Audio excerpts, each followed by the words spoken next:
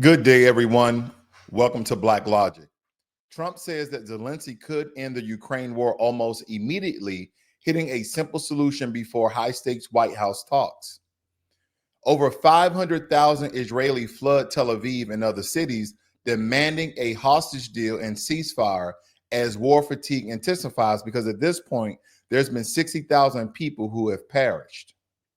U.S. halts medical visas for Gaza 6 children after pressure from far-right activists, drawing sharp criticism from humane rights groups.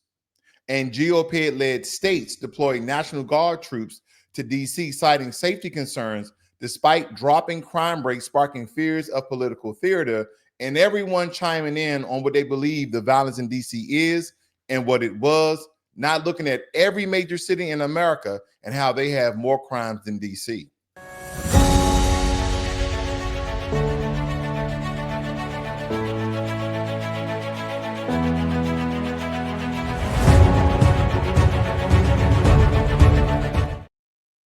Well, there's quite a bit to cover here this morning, but no less. Today, Donald Trump took it a bit further, posting on Truth Social that President Zelensky could end the war with Russia almost immediately if he wanted to. Now, this comes just hours before a high-stakes Oval Office meeting with Zelensky and leading European figures. And fans of peace deals take note as Trump is pushing hard, but at what cost? Because when we look at this, they're basically stating that if President Zelensky is willing to give up Crimea and promise never to join NATO, I want you guys to think about that. Why would President Putin want him not only to give up Crimea, which we're going to cover here a little bit later, folks, but never to join NATO of the Western, not the Eastern European powers? I wonder what strategic sort of strategy that is. Because again, if he simply just gives up Crimea and never join NATO, supposedly they will never have issues with Russia. That is what the reports are stating. So again, we'll see how that unfolds as a lot of the European leaders will be at the White House in DC this week, or even today, rather. There's also something I want to show you guys here very quickly, because there's very large protests in Tel Aviv and Israel. Give me 1 second here. I see this continues to try to block my site here. Give me 1 second. But as you see here on the graphic, ladies and gentlemen, that there was over 500,000 people in protest to end this unsenseless genocide of Palestinian people. Now, this site is really messed up, but again, this is in Tel Aviv that you're seeing these pictures here. Okay, a lot of things are occurring. They really don't want to show this, as you can tell, because of the amount of people. A lot of the Jews out here in Israel are definitely against the senseless killing of Palestinians. And as we look at this, it's very heartbreaking that now the same people that the atrocities that occurred against, they're now crying out, stating that this is enough. It's been enough at 40,000 people, at 50,000 people. Now the numbers are at 60,000 people have perished of Palestinian heritage, and maybe only 10 to 15,000 of those people were Hamas. Now, as we look at this, as I stated, in Israel, and again, you have a lot of the Israelites here are very frustrated, and this has boiled over that the streets in a very nationwide protest demanding an end to the Gaza war and a prisoner exchange for hostages. And these are the largest demonstrations since the conflict began. And families and activists warning Netanyahu that the public patience is gone. They're no longer willing to deal in the occupation of Gaza. Because I think when we really talk about this, the Israeli in Israel, they know that by continued occupation and genocide of Palestinians, that this will eventually incite more violence. Again, the American military, we know more than anybody else, when you go inside of countries and you're looking for a particular militant and or terrorist group, when innocent civilians begin to be harmed more so than the terrorists that you're going after, you then create more terrorists. Is this the nature of war, unfortunately?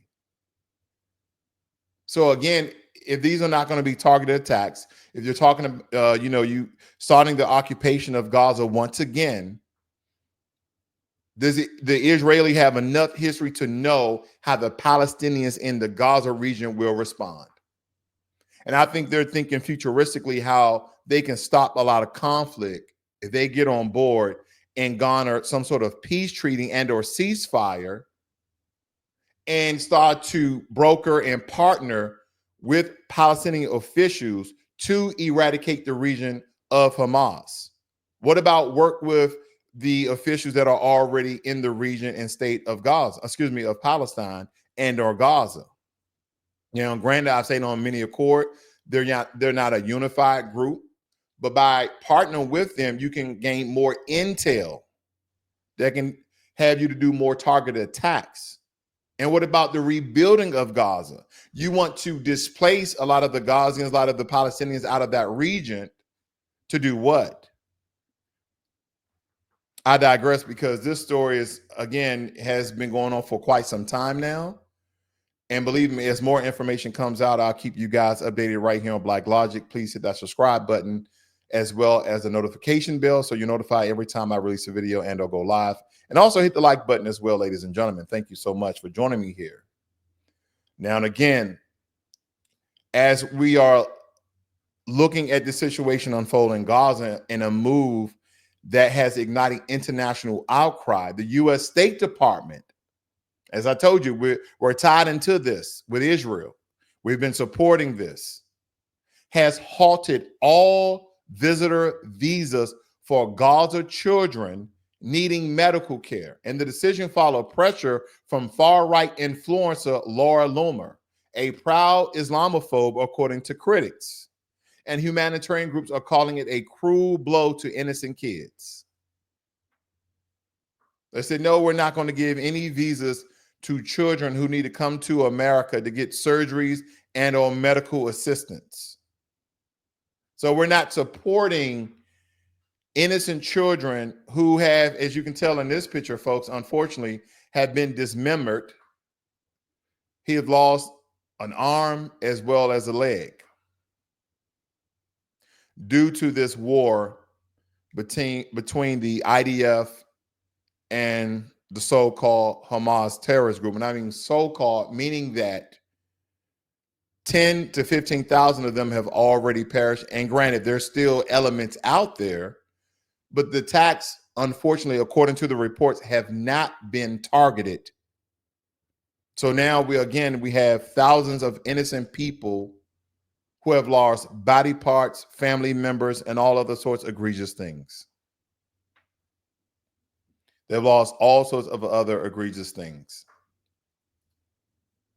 Now, I know you guys have been following this story in my hometown, Washington, D.C., because 3 Republican-led states, and of course, West Virginia, where I went to college, where they had so-called Klan members show up at that campus at one time, West Virginia Wesleyan College. That was one of the colleges I went to. South Carolina and Ohio announced they're sending hundreds of guard troops to D.C. at Trump's request. They're reportedly armed and meant to assist with patrols and crowd control amid a political climate suddenly labeled a crime emergency. And critics point out violent crime is actually at a 30-year low in the capital. And again, I must bring it up. Why aren't you sending troops to Chicago? Why aren't you sending troops to Baltimore? Why aren't you sending troops to Nashville? Why aren't you sending troops to Memphis? Why aren't you sending troops to where 1% of biker gangs are committing crime and drug trafficking and people trafficking versus just where areas where there's large enclaves and population of Black Americans? Oh, because you guys commit the most crimes. Unfortunately, guys, I hate to burst your bubble on this. That's absolutely untrue. If you look at the DOJ and the FBI, Black Americans do not lead the nation in crime as a racial group. We do not. And if you look at it, the recent reports, even back from 5 years, again, this is not to target any group, but this is the state of fact, it's been white Americans. Some people will state, well, per capita, there's more white Americans in America than Black Americans. Well, according to the percentage, because that's what you have to go to. You can't go by simple numbers because, of course, we're outnumbered, but according to the percentages, they still outnumber us in crime. Now, when it comes to murder, then we have a debate and argument that we can discuss and how these things actually transform and how the results are then spoke about. Because some people will state that we can't trust government-led statistics, that we need to more so lean towards independent groups, and then you'll have the vice versa. But I believe, before I move any further, I do want to touch upon the situation, the reason why Russia and Ukraine have been in these constant conflicts throughout the past 30 years or so of who actually owns Crimea. This is one of the reasons why they're at war, ladies and gentlemen. We're going to touch on DC, so please stay tuned here. Now, long before modern borders, Crimea was fought over by the Greeks and the Khazars and the Kipchaks and the Mongols. Now, I'm not trying to give you the full history, but kind of give you some context, because then came centuries of the nomads, the Crimean Khanates under the Ottoman sway, and the Genoese trading dots dotting the coast. History wrote itself here in blood, salt, and the empire. Now, if we fast forward to 1783, with the Ottoman Empire weakening the Catherine the Great siege in Crimea, the annexation brought to an end to the Crimea Khanate and began a brutal era of Russianification and Tatar oppression. Now, a lot of these words I may be butchering, so please excuse me. But this wasn't just land grabbing, it was cultural erasure, a shift in identity that left scars till we felt them today. And if we fast forward to 1954, when we had the Khrushchev transfer Crimea from the Russian SFSR to the Ukrainian SSR. And why? Officially, economic integration and symbolic unity over 300 years since the agreement. But politically, some say it was a personal favor to Ukraine and a reshifting of power. So whatever the reason, legal or not, that this transfer planted Crimea's modern soil, when the Soviet Union collapsed in 1991, Crimea became part of the independent Ukraine that was recognized by Russia and Ukraine and the Budapest Memorandum. So again, I think this is President Putin's way of trying to return to the way things once were. And this is the reason why these skirmishes, these conflicts, these battles continue to occur between Ukraine and Russia. Now, here's the raw truth, folks. Crimea is Ukrainian, not because of history, but because law and ethics demand it. It's not just real estate. It's a national honor. Ukrainian's constitution declares Crimea inseparable, and giving it up would erode trust in international norms. It will signal that the land grabs work and that geopolitical bullying pays, because again, Russia agreed way before Putin that Crimea would be Ukraine's. So the Crimea story is centuries in the making, from the Byzantine cathedrals to the Tatar Khanates. And again, these are a lot of the words they've been using in Eastern Europe, folks. So again, please excuse me as I butcher some of these names. But this comes from the Tsarist conquest to the Soviet politics and Putin's 21st century aggression. Now, for Ukraine, surrender isn't an option. It's a line in the sand. So that's why you haven't really seen President Zelensky move a bit giving up Crimea, because once you beg for peace by giving away your land, you teach the world to take more, meaning that first is Crimea, then is Kiev, then is another piece of Ukraine, and then here we are again at the Soviet Union, where Russia would then again embark on land grabs with Belarus, Poland, and other Eastern European countries. So again, that's kind of my quick 2 cents on that situation. And if we look at it historically, then you guys will probably understand that originally, okay, if we go far back as the late 1700s, at one point in time, Crimea did belong to Russia, but Russia gave it up to Ukraine. So again, in those regards, I digress because I really want to touch on DC and how the National Guard is absolutely taking over DC. And they have already removed 3 entrapment camps of homelessness. My thing is, how do you crack down on homelessness without providing resources as shelters, okay, where these unsheltered people can then have a roof over their head and really have programs in place that can rehabilitate them so they can be working citizens of America? Because again, we're talking about American citizens here.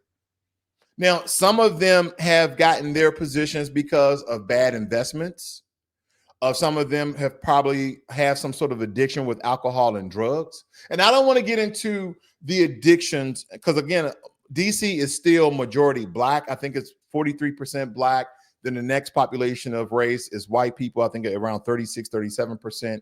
And then you have other people from different races, ethnics, and so on that live in the nation's capital. But Black Americans are still the majority population in Washington, D.C. But if not only are we the majority population, but we're also the majority of homeless people in that area. And I don't want to get into COINTELPRO. I don't want to get into how the 3-letter and 4-letter agencies, allegedly the CIA, FBI, and other, again, infuse Black neighborhoods around the nation, even the nation's capital, with crack cocaine, with cocaine itself, and how, again, another tool in the white supremacy's tool bag to decimate, to devastate, and to delete Black people on a very, very large scale. Because then you'll have your white adjacent, you'll have your white supremacists, those who benefit from the system of white supremacy, the state, that, oh, you're just making excuses because people don't want to work and they strung out on drugs and this is what they want to do.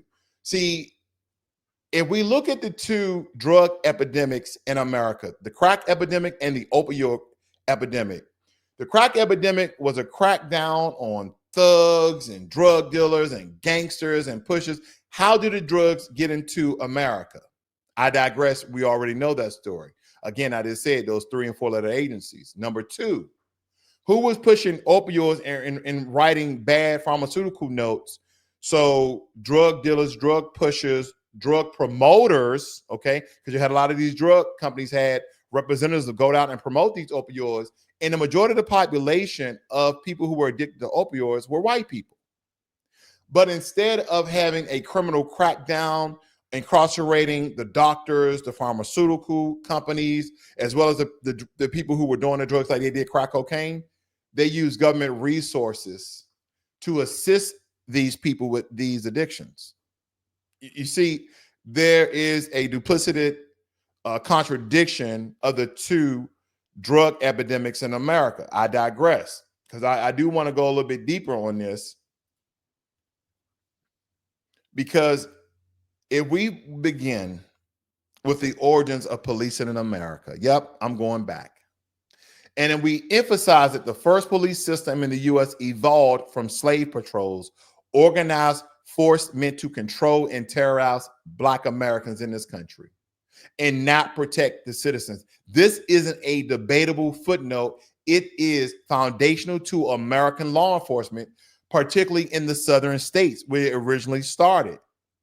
Now, believe it or not, Washington, D.C. is below the Mason-Dixon line, so it is considered the South, even though most people look at it as the North. And I want you guys to trace how early American policing mechanisms were rooted in safeguarding landowners and assets, not the welfare of Black or working class communities. And if we fast forward, today's aggressive policing in Black majority areas of DC reflects those origins, systems built to regulate rather than to uplift. So much for protect and serve. Protect and serve who?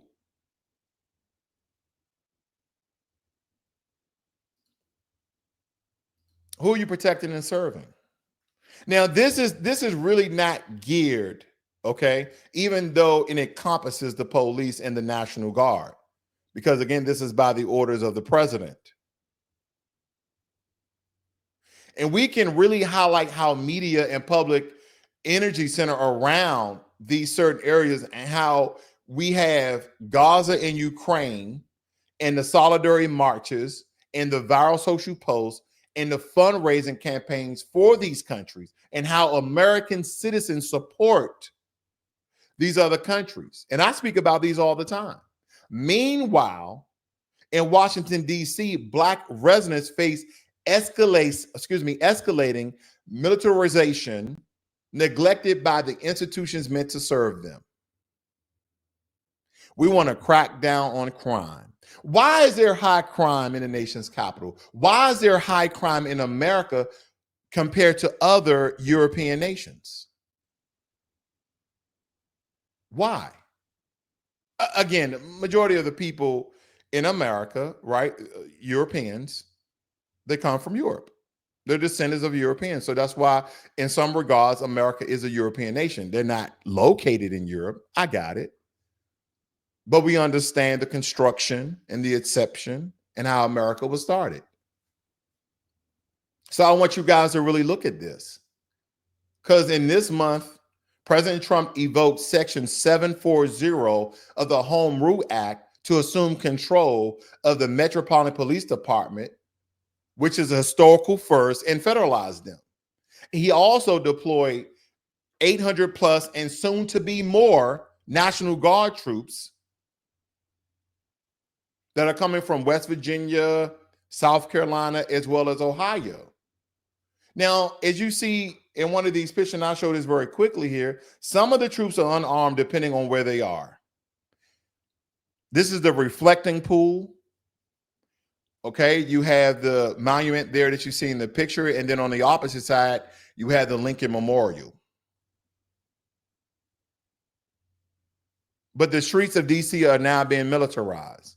And Trump framed the operation as necessary to quell crime, to stop bloodshed and bedlam and squalor. But data shows violent crime in DC is at a 30-year low. I remember when DC was the murder capital of the United States of America. Now, that was some quite times ago. I believe that was in the late 80s as well as the mid 90s. Again, that's nothing to hang your hat on. A lot of senseless crime and unaliving of a lot of people. But we're at a 30-year low, ladies and gentlemen. And we have other states and cities where higher crime, much higher crime than DC. Oh, it's the nation's capital. They should have zero crime. No country in the world has zero crime. No nation's capital, no country's capital have zero crime. But it's just way too much. And critics label this federal intervention as political motivated authoritarian overreach. Now, in alignment with this crackdown, the Interior Department adopted a no tolerance policy for homeless encampments in DC. There should be no homeless encampments in DC, which is federal land that was given to create a federal state. Land by Maryland and land by Virginia was given. That's why on a lot of accords, when you're traveling in the DMV area, DC, Maryland, Virginia area, some areas in Maryland, you have to go through DC to get to Virginia and vice versa.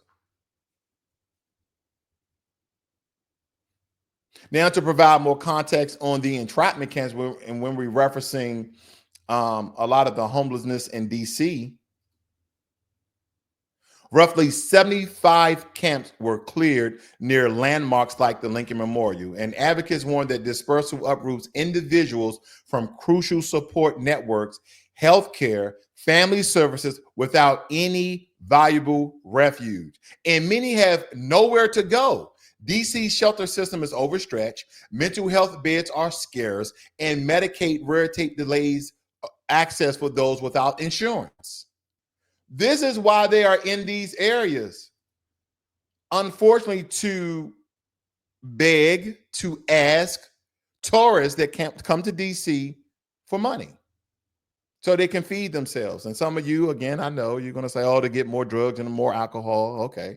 I'm pretty sure that's what some of them are doing as well. I'm not oblivious. But nonetheless, 75 camps were removed. And again, as I stated, some states with higher crime rates remain unmilitarized, for instance, No similar federal intervention in cities in the Midwest or South, despite similar or worse statistics. Now, as commentators note, Trump's rhetoric echoes a legacy of racist condemnation of Black-led or progressive cities, framing them as disorderly to justify heavy-handed federal control. And I know what some people are going to say, oh, this is not racial. President Trump has taken pictures with P. Diddy. No, Diddy. He's taking pictures with Jay-Z, and he's talking about all these famous people. Famous people always take pictures with other famous people who are rich. Okay. And a lot of these pictures were taken at parties and events. But now we're looking at President Trump on a national scale. And the reason why I stated that it's difficult for him to do this is because other places have autonomy from the federal government in some regards, because they have senators, they have congressmen, they can go to the Supreme Court to stop any takeover of jurisdictions from President Trump. And he knows this. So again, when I look at this, when I look at the takeover of the nation's capital, and then I look at the amount of foreign aid that's given to other countries, and the contrast of how billions flow to international causes, even as DC's Black communities face housing crisis and systematic negligence. The displaced need permanent housing, mental health care, job opportunities, and community investment, not patrols and show of force tactics.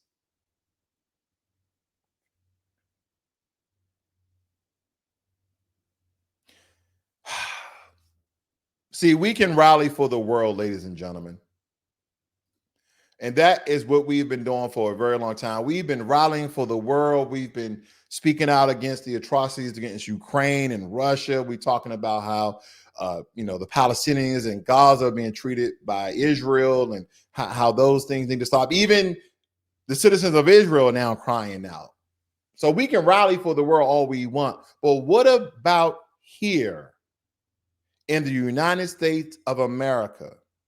We can fund war-torn nations and help them to rebuild.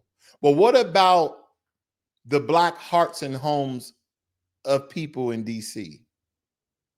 See, I believe it's time that we care just as deeply and more about who we already are. Whatever happened to America first?